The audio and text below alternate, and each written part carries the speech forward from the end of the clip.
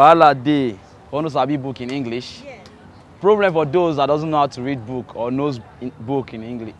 Wahala dey for who no sabi book. I should translate it in English. There is problem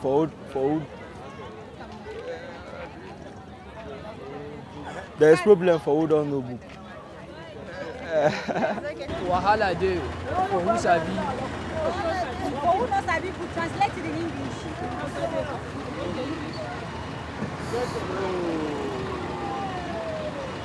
I don't know how can I put it myself.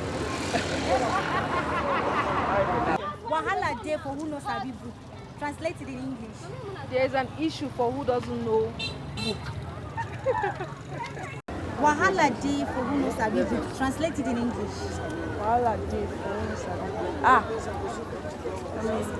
There is problem for someone that doesn't know book. Wahala dey for who knows sabi book, translate it in English.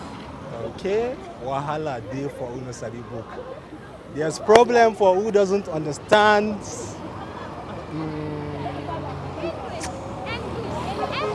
I don't cast. You know, wahala is something like hard time that person is suffering.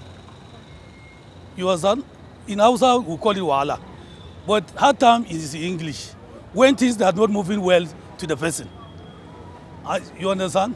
So wahala, they in terms of many things, that person they are facing it. So when you get wahala, you know wahala is a serious many things in Hausa. But in English, it's a hard time that person is not feel comfortable, whatever he is doing.